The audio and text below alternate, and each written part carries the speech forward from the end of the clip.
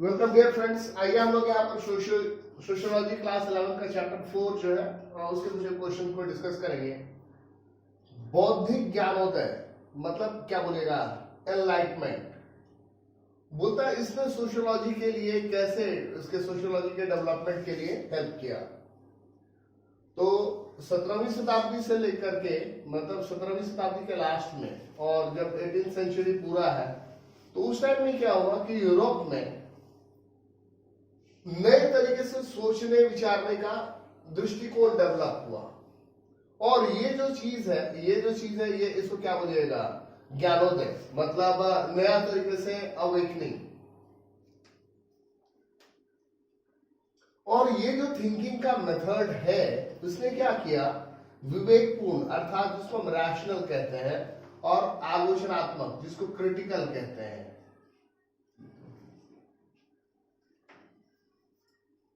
Rational और critical attitude लाया। और उससे क्या हुआ कि मनुष्य जो है वह ज्ञान का उत्पादक भी बना और ज्ञान का उपभोक्ता भी बना। ये जो टाइम पीरियड है उसमें जो व्यक्ति सही ढंग से सोच सकता है उसी को कंप्लीट मनुष्य माना गया। और जो लॉजिक है, जो रीजनिंग है, उसने क्या किया कि उस वक्त में जो प्रिवेलिंग चीजें थी कि धर्म संप्रदाय, देवी देवता और नेचर, इसका जो वर्चस्व था उसको कम किया। मतलब क्रिटिकल थिंकिंग आई। किसी भी चीज में लोग cause and effect relationship establish करने लग गए, ना कि कुछ बनी बनाई बात है और उसको मान लिया। कोई भी चीज है तो उसका क्या रीजन है, इस पर लोगों का फोकस हुआ। जो मेरा नेक्स्ट क्वेश्चन है वह है औद्योगिक क्रांति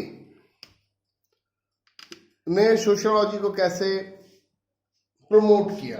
बोलता है जो इंडस्ट्रियल रेवोल्यूशन हुआ उसने सोशियोलॉजी को कैसे प्रमोट किया, कैसे उसके डेवलपमेंट में हेल्प किया। तो जो इंडस्ट्रियल रेवोल्यूशन हुआ, औद्योगिक क्रांति आपको पता है इंग्लैंड में हुई थी, तो उसने क्या किया कि जो प्रोडक्शन का काम है उसको घर से बाहर निकाल करके फैक्ट्रियों में डाल दिया। अब फैक्ट्रीज स्टैब्लिश होंगी तो क्या होगा कि लोग जो है वो ग्रामीण क्षेत्र को छोड़ करके शहरी क्षेत्र में चले गए। मतलब सोसाइटी एक नए तरीके से ऑर्गेनाइज हुआ जो, और सोसाइटी में क्लास भी डेवलप हुआ। मतलब कैपिटलिस्टिक क्लास है अमीर लोग और मजदूर क्लास है लेबर क्लास। तो दोनों के बीच में क्लास भी डेवलप हुआ। जो अमीर लोग हैं उनका अलग हाई फाई सोसाइटी है, साफ सुथरी है, और जो मजदूर हैं वो क्या है, मलिन बस्तियां जिसको घेटोस कहते हैं। घेटो GHETO घेटो, मलिन बस्तियों में रहने लगे। और नया जो सिस्टम ऑफ एडमिनिस्ट्रेशन आया, और नया जो सिस्टम ऑफ एडमिनिस्ट्रेशन आया तो उसने क्या किया, राजतंत्र मोनार्की को खत्म कर दिया और एक फाउंडेशन बना किस चीज के लिए कि सरकार जो है वो कल्याणकारी कार्य कर सके और रिस्पॉन्सिबल गवर्नमेंट बने। तो इस तरीके से सोशियोलॉजी का अपलिफ्टमेंट हुआ, सोशियोलॉजी डेवलप हुआ। अब जो हम अगला क्वेश्चन करने वाले हैं, यांत्रिक और सावयवी एकता में अंतर। ये बेसिकली क्या है, मैकेनिकल और ऑर्गेनिक सॉलिडारिटी, इसमें डिफरेंस की बात हो रही है। यांत्रिक और सावयवी एकता में अंतर। तो यांत्रिक के लिए वर्ड है मैकेनिकल और सावयवी के लिए है ऑर्गेनिक। और यहां पर एकता का जो सेंस है उसके लिए वर्ड यूज होता है सॉलिडारिटी।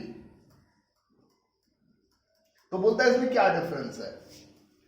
तो एक बहुत बड़े थिंकर थे दुर्खीम का कहना है कि कोई भी सोसाइटी होती है तो उसके कुछ एक अपने वैल्यूज होते हैं, थॉट प्रोसेस होता है, विचार होता है, विश्वास होता है, व्यवहार होता है। और ये सारी चीजें जो होती हैं वो क्या करती है, समाज को बांध करके रखती हैं। और समय के हिसाब से ये बंधन का डेफिनेशन बदलता है। तो सबसे पहले हम बात करें यांत्रिक एकता की, तो ये यांत्रिक एकता जो है ये इंडस्ट्रियलाइजेशन से पहले के टाइम का चीज है।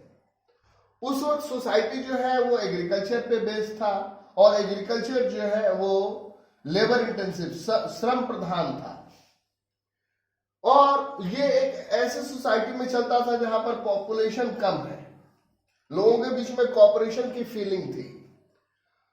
सोसाइटी जो था वो क्या बोलिएगा, सोसाइटी टुवर्ड्स इंडिविजुअल था, व्यक्ति पर, और जो मेंबर्स थे उनके बीच के संबंध इंटीमेट होते थे और उनमें क्लोजनेस होती थी।